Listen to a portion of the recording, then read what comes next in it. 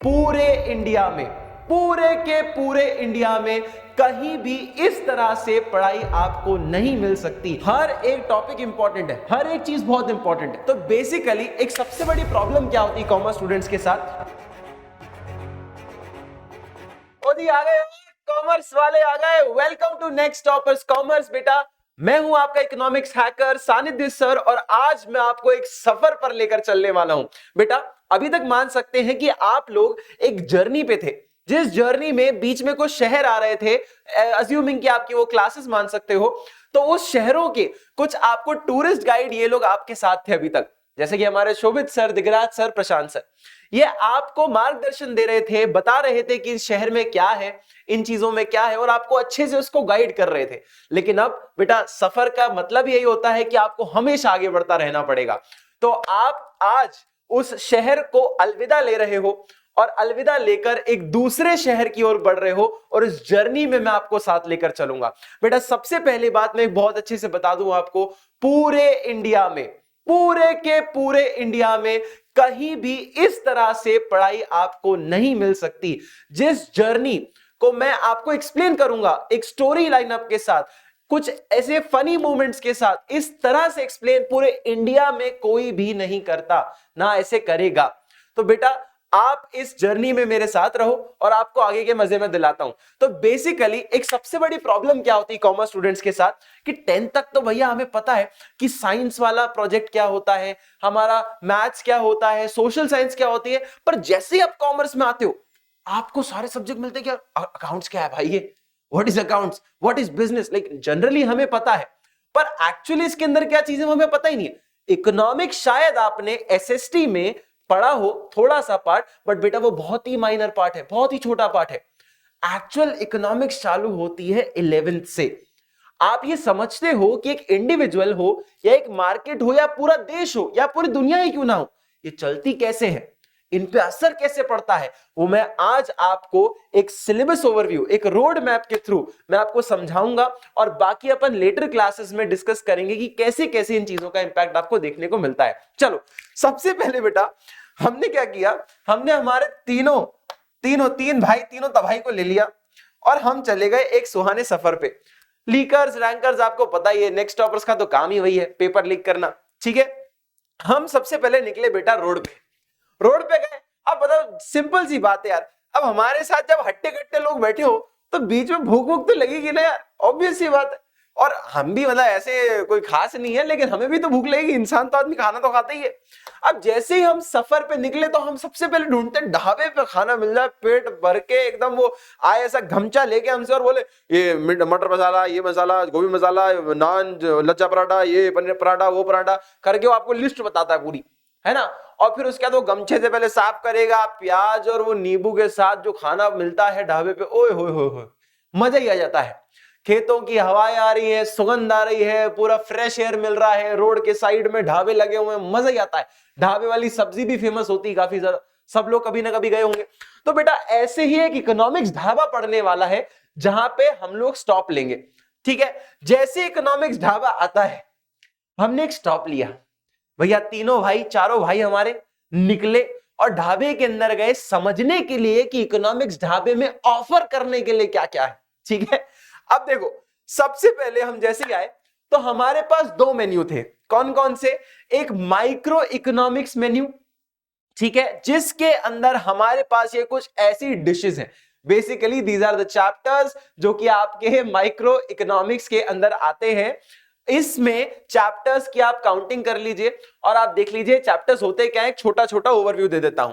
बेटा ये introduction part है जहां पर आप सिर्फ ये समझते हो कि भाई यहां पे आप कौन, मतलब इकोनॉमिक्स होती क्या है, कैसे ओरिजिन हुआ, कैसे बनी, किसने बनाया, कौन ऐसे लोग हैं, एक्चुअल में इकोनॉमी क्या होती है, वर्क कैसे करती है, उसके बारे में समझते हैं।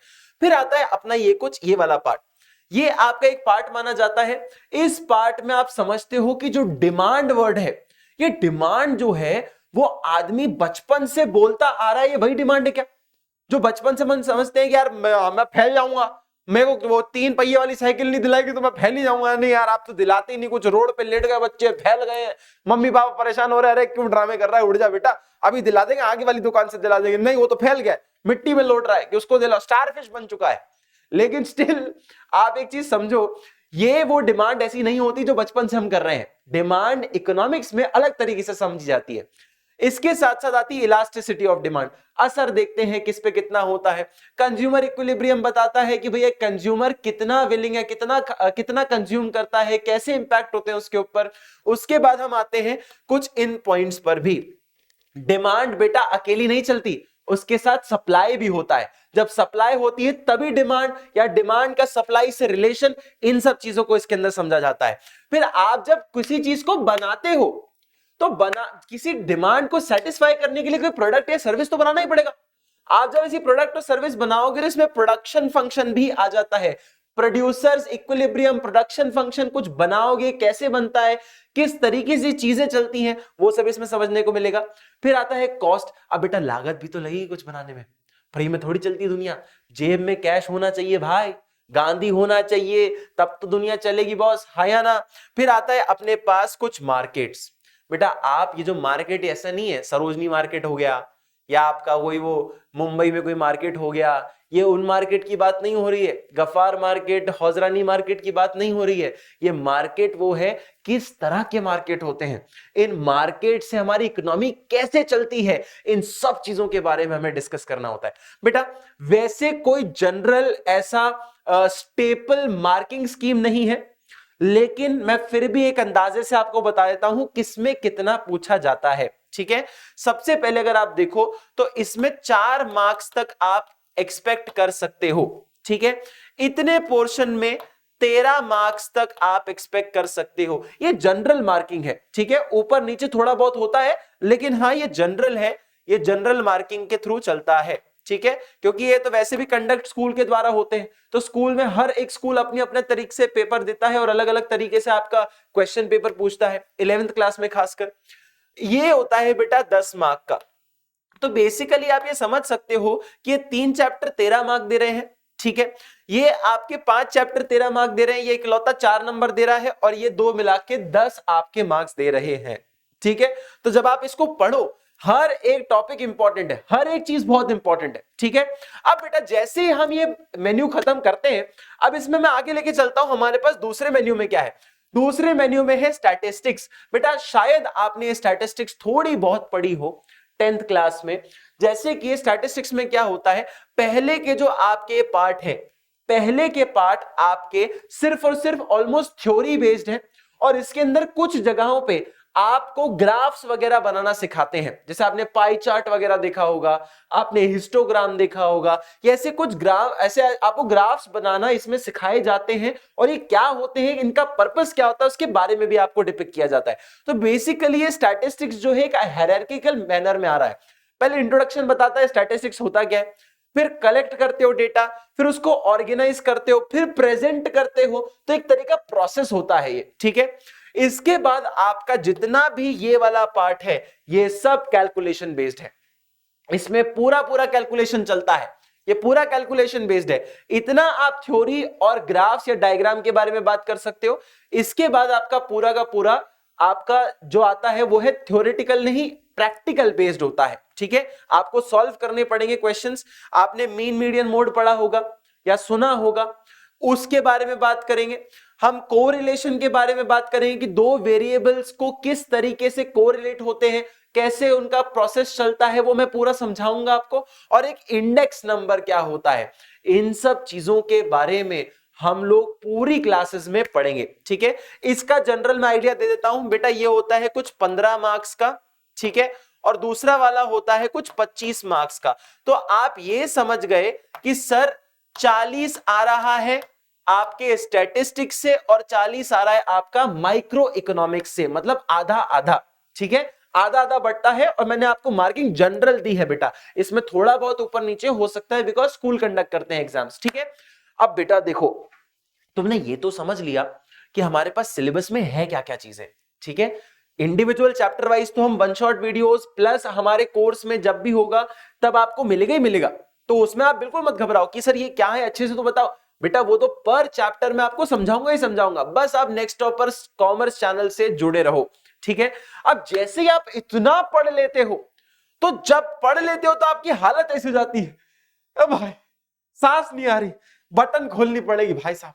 तो ये कुछ चीजें जो है हमारे पास प्रॉब्लमेटिक क्या होती है कि आप देखोगे हम जब ज्यादा कंज्यूम कर लेते तो कई बार बटन भी नहीं खुलता है हमसे, इतने की सांस नहीं आ रही भाई साहब। मम्मी मम्मी सांस नहीं आ रही, मम्मी बोल रही बेटा बटन खोल ले, बटन खोल फटाक से, चल के आजा फटाक से चल। तो थोड़ी देर वॉक करके आओगे, फिर थोड़ी देर से फील होगा कि हाँ अब खाना सेटल डाउन हुआ है, अब फिर खा लो, यहां तक भर भर के खा लिया। तो जब आप इतना पढ़ लेते हो भर भर के तो कई बार आपको प्रॉब्लम्स भी आती हैं, हाँ या ना। तो देखो हमारे प्रशांत भैया ने खूब दबा के खा लिया। ये कंफ्यूज इसलिए क्योंकि इनकी प्लेट का भी खा लिया गया, तो मैं तो हाथ धोने गया था भाई, मैं तो हाथ धोने गया था, मेरी प्लेट में कौन खा गया। मतलब ये इनको शौक हो गया कि भैया ये हम सबका खाना खा गए, ये हम सबसे ज्यादा खाना खा गए। और मेरे तो हालत ही खराब हो रखी है यार जीवन में कि जब देखो तब भाई मैं तो शौक ही में ही हूं कि ये क्या हो गया है? तो भैया जब हम इतने शौक में है क्यों? क्योंकि हमने बहुत ज्यादा कंज्यूम कर लिया, हमने बहुत पढ़ लिया भाई कि इतना कैसे पढ़ लिया। कई बार ना हमें अपने ऊपर इतना विश्वास होता नहीं है कि 3 घंटा में बैठ के पढ़ लिया, ओ भाई ये तो मतलब क्रेजी हो गया है। मतलब मैं ऐसा होता है, आप कभी अपने ऊपर विश्वास ही नहीं होता। फिर आता है भैया जब आप ज्यादा कंज्यूम कर लेते हो, जब आप ज्यादा खा लेते हो या ज्यादा पढ़ लेते हो तो प्रॉब्लम भी आ जाती है। अब इतना खाया है बॉस तो पंचर तो होगी ना गाड़ी, आया ना। अगर इतना खा लिया है तो गाड़ी पंचर तो होगी ना बॉस। अब जैसे ही पंचर हुई तो हमें समझ आ रहा है भैया ये तो दिक्कत हो गई, कहीं ना कहीं प्रॉब्लम आ गई। ज्यादा पढ़ोगे तो डाउट आएगा, प्रॉब्लम में फंसोगे, क्वेश्चन नहीं बनेगा, कुछ ना कुछ तो होगा। अब क्या करें? अब आपको जाना है मैकेनिक के पास। मैकेनिक कौन है भैया? मैकेनिक भी अपुनिच ही है, मैकेनिक भी नेक्स्ट टॉपर्स ही है। तो जो वादा आपसे ये तीनों करते हुए आए हैं कि 7 तक आपका छोड़ेंगे नहीं जब तक आप अपने एम या टारगेट को अचीव ना कर लो, सेम वही लेगेसी, सेम वही आइडियोलॉजी, इवन इससे भी ज्यादा बेटर, इससे भी ज्यादा एनर्जेटिक, इससे भी ज्यादा आपको इंपैक्टफुल स्टडीज हम देने की पूरी पूरी कोशिश करेंगे। अब आए हैं नेक्स्ट टॉपर्स में। हर तरह की आपको चीजें यहां पर मिल जाएंगी एंड मेनी मोर, और कई ज्यादा। जैसे कि इस पूरे इसका तो पूरा गियरबॉक्स बाहर निकालना पड़ेगा। अब आपकी प्रॉब्लम को हम समझेंगे, आपकी प्रॉब्लम का गियरबॉक्स निकाल के उसको ठीक ठाक करके फिर आपके अंदर लगा देंगे। ये क्या है भैया? ये भी हमारा ही काम है, हम ही आपकी पढ़ाएं भी हम, प्रॉब्लम में भी आप फंसो तो सॉल्व भी हम करके दें, तो आपको कहीं और जाने की जरूरत ही नहीं है। ठीक है। और एक चीज और मैं बता दूं बेटा, जब आप अपनी लाइफ में कभी परेशानी में आते हो ना, तो मैं आपको एक छोटी सी चीज बता देता हूं। हाथ पे हाथ रख के बैठना और ये सोचना कि यार जीवन में बहुत नाम हो जाए, लोग वाहवाही करें, लोग हमारा एग्जाम्पल यूज करें, लेकिन ऐसा होता नहीं है। हाथ खोलना पड़ता है, मेहनत करनी पड़ती है, आगे बढ़ना पड़ता है। जब आप आगे बढ़ते हो तभी आपका नाम होता है, आपसे आपके लोगों का नाम होता है। बेटा आप आपके परिवार की स्थिति के परिवर्तन के लिए बने गए हो, आप अपने परिवार की स्थिति के परिवर्तन के लिए चुने गए हो। या आपका जो जिंदगी है ना वो सरल नहीं होगा। बढ़ते जाओ, आगे बढ़ते जाओ, मेहनत करते जाओ। ठीक है, चलो जी। अब आते हैं बेटा, प्रॉब्लम भी सॉल्व हो गई। अब ये ना बेटा जर्नी खत्म होती नहीं है, क्योंकि हम अभी 11वीं में है, तो जर्नी अभी कंटिन्यूड है, टू बी कंटिन्यूड। आप 12वीं में भी जाओगे और 12वीं में कहां होगे भैया? ये नाम पता है ना, बस इधर पहुंच जाना, बिंदास, टेंशन नहीं लेने का। एक छोटा सा कोट मैं आपको देना चाहूंगा जो कि मैंने काफी हद तक सुना और मैं इसको बहुत दृढ़ विश्वास से मानता हूं कि एक फुलिस्ट व्यक्ति, अगर एक फूल व्यक्ति भी आपसे ज्यादा डिटरमाइंड है तो वो एक जीनियस व्यक्ति से भी ज्यादा अचीव कर लेगा जीवन में। देखो क्या लिखा है, a focused fool can accomplish more than a distracted genius. कि अगर एक गधा व्यक्ति भी है, कम अकल व्यक्ति भी है, इतना नहीं है उसमें दिमाग, लेकिन वो अपना डिसिप्लिन रखता है, लगातार मेहनत करते रहता है, और एक ऐसा जीनियस ही आदमी है जो कि हर समय भटक जाता है। पढ़ रहा है, किसी ने खेलने बुला लिया, भग गए, किसी ने दोस्त ने आवाज दे दी, भग गए, फोन में नोटिफिकेशन आया, देख लिया, कॉल आया, बात करने लग गए, मम्मी ने कुछ खाना बनाया, खाने के लिए दौड़ पड़े, नींद आ रही है तो सो गए। नींद का त्याग करना पड़ेगा, मोह का त्याग करना पड़ेगा। ऐसी सारी आदतें जो कि आपको आपके लक्ष्य से दूर करे, उनका त्याग करना पड़ेगा, तभी आप अचीव करेंगे। और इससे फर्क ही नहीं पड़ता कि आप जीनियस हो कि नहीं। जीनियस वो होता है जो डिसिप्लिन्ड होता है, जीनियस वो होता है जो मेहनत करता है। जीनियस वर्ड किसी ने पैदा होती थोड़ी ले लिया था, जिसने अचीव किया उसे जीनियस माना गया। ठीक है, चलो जी बेटा, बाकी ये सफर हमारा जो है 11th का एक ओवरव्यू चलता रहेगा, क्योंकि अभी सेशंस बचे हुए हैं और आप हमारे साथ लगे रहिएगा। आई होप कि आपको ये सेशन पसंद आया हो। Will meet you in the next videos and lectures. And आप सब लोगों को बहुत सारी शुभकामनाएं जिन्होंने भी कॉमर्स लिया, बिकॉज आप एक ऐसी स्ट्रीम में हो जहां पे आपको मोस्टली कॉमर्स को इस तरह से लोग पोर्ट्रे करते हैं कि अरे आपने कॉमर्स ले लिया यार। बेटा मैं आप छोटा सा एग्जांपल दे दूं, ये दुनिया चल इन कॉमर्स वाले लोगों की वजह से ही रही है। लोगों को मशीनें बनाना आता है पर बेचना कॉमर्स वाला सिखाता है। मशीन में कोई दिक्कत हो गई और उस पर किसी ने केस कर दिया तो उस केस से लड़ना या उससे बचना कॉमर्स वाला बताता है। या आप एक और चीज समझ लो, अगर उसको कितने प्राइस में बेचना है, कितना प्रॉफिट कमाना है, ये कौन बताता है? ये कॉमर्स से जुड़ा व्यक्ति बताता है। तो आप एक ऐसे फील्ड में हो जहां पे आपकी इज्जत है, आपसे आपकी एडवाइस मांगी जाती है। सीए, लॉयर, ऐसे कई सारे अमेजिंग फील्ड्स हैं जहां पे आप अपना करियर बना सकते हो। तो लगे रहो, जुड़े रहो, मेहनत करते रहो और आपके मार्गदर्शन के लिए नेक्स्ट टॉपर्स कॉमर्स तो है। Thank you so much everyone.